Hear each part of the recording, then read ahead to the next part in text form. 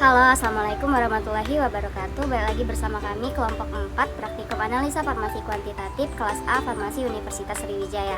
Nah, pada kesempatan kali ini kami akan mereview materi terkait titrasi iodometri dan titrasi iodimetri. Prinsip titrasi iodometri dan titrasi iodimetri sendiri adalah berdasarkan reaksi reduksi dan oksidasi atau yang biasa kita singkat dengan reaksi redoks. Nah, prinsipnya itu terkait dengan peningkatan atau penurunan bilangan oksidasi atau pelepasan dan pengikatan elektron. Nah, mari kita bahas lebih lanjut terkait titrasi tersebut. Yang pertama itu ada titrasi iodometri.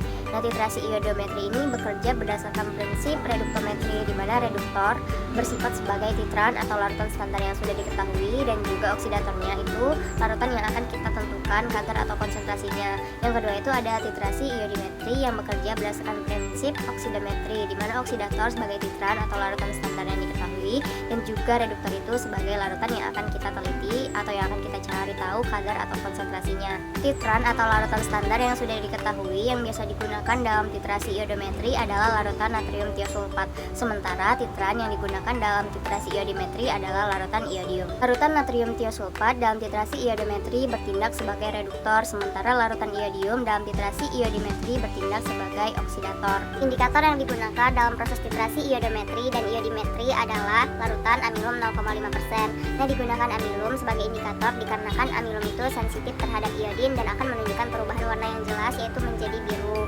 Nah, dalam proses pembuatannya sendiri, larutan indikator amilum itu harus dipanaskan karena amilum sukar larut dalam air. Pada titrasi iodometri, penambahan indikator amilum dilakukan saat mendekati titik akhir titrasi dikarenakan amilum dapat berinteraksi atau dapat mengabsorpsi iodium dalam larutan, sehingga iodium itu tidak dapat berikatan dengan larutan natrium tiosulfat. Sementara pada titrasi iodimetri, penambahan indikator amilum dilakukan pada saat di awal penitranan dikarenakan amilum tidak akan mengabsorpsi iodium, sehingga iodium masih dapat bereaksi dengan natrium tiosulfat. Nah, untuk aplikasinya sendiri, titrasi iodimetri dalam bidang farmasi itu digunakan untuk menetapkan kadar obat-obatan. Salah satu contohnya adalah untuk menetapkan kadar vitamin C atau asam askorbat, natrium askorbat, metampiron atau antangin, dan lain sebagainya. Sedangkan titrasi iodometri digunakan untuk menetapkan kadar zat-zat yang bersifat oksidator seperti klorin, tembaga, dan besi, dan lain sebagainya. Untuk penjelasan lebih lanjut akan dijelaskan oleh rekan saya.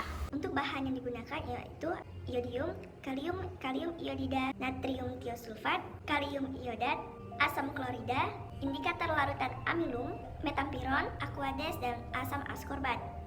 Pembuatan larutan standar sekunder menggunakan larutan iodium sebanyak 12,69 ditambah kalium iodida 20 gram, kemudian dilarutkan dalam 20 ml aquades. Kemudian ditambahkan sampai 1 liter aquades dan dikocok homogen. Yang kedua, larutan natrium tiosulfat sebanyak 24 gram ditambahkan aquades yang telah direbus, kemudian dilarutkan dan didiamkan selama 24 jam, kemudian disaring. Buatan larutan standar primer, bahan yang pertamanya itu kalium iodat banyak 3,568 gram. Larutkan dalam lampu ukur 1 liter dengan aquades sampai tanda batas, kemudian dikocok homogen. Selanjutnya, pembuatan larutan indikator. Larutan amilum 0,5% dibuat dalam aquades dan dipanaskan larutan sampai kental. Yang keempat, pembuatan larutan standar sekunder.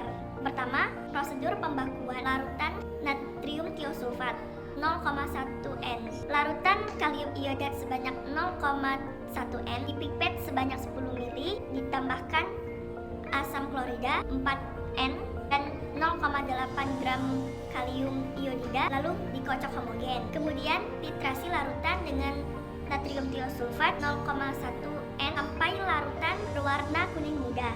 Ditambahkan larutan indikator amilum 0,5% sebanyak 2 ml.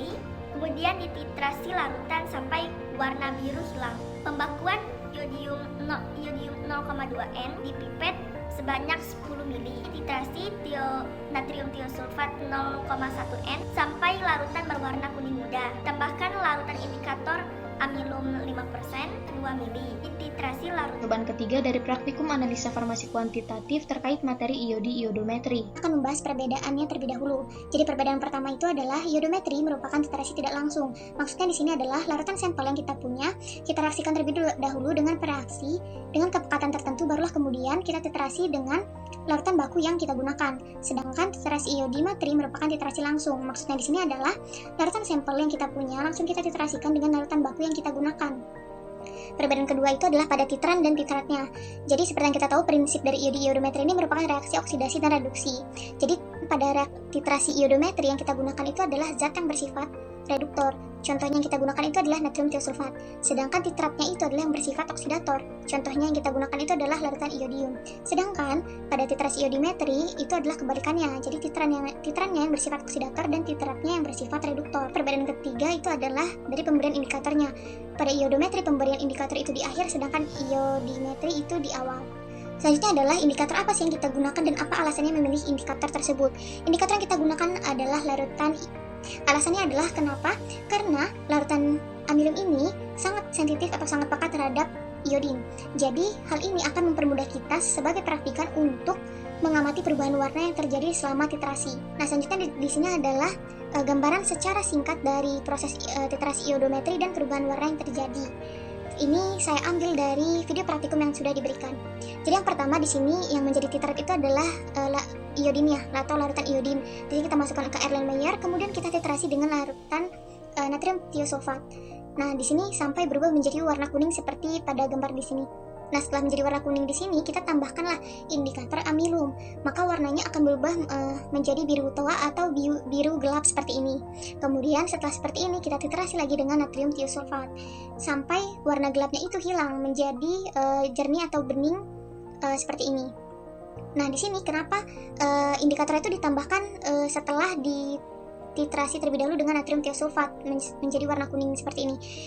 Ini karena kembali lagi ke sifat dari si amilum tadi ya, dia sensitif atau sangat peka terhadap iodin. Jadi apabila si iodin ini langsung kita berikan indikator amilum, maksud saya, maka akan terjadi ikatan yang kuat antara iodin dengan amilum ini, ikatan kompleks yang sangat kuat.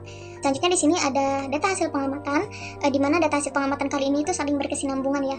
Jadi yang pertama itu kita pembakuan dari natrium tiosulfat dengan kalium iodat sebanyak 10 ml dengan 0,1 N, di mana di sini volume dari natrium tiosulfat kita rata-ratakan terlebih dahulu. Kemudian di sini dimasukkan ke rumus pengenceran yaitu V1 kali N1 sama dengan V2 kali N2, di mana V1-nya itu merupakan kalium iodat. Di sini kita langsung masukkan saja angka-angkanya. Kemudian didapatkanlah konsentrasinya 0,06 N. Nah, di sini reaksinya bisa dilihat pada slide. Kemudian kita lakukan pembakuan iodin atau I2 dengan natrium tiosulfat dengan konsentrasi yang sudah kita dapatkan yaitu 0,06 N. Baiklah, mungkin sekian pembahasan terkait materi iodometri dari saya. Apabila ada salah penyampaian atau kekurangan dari materi, saya mohon maaf. Saya ucapkan terima kasih.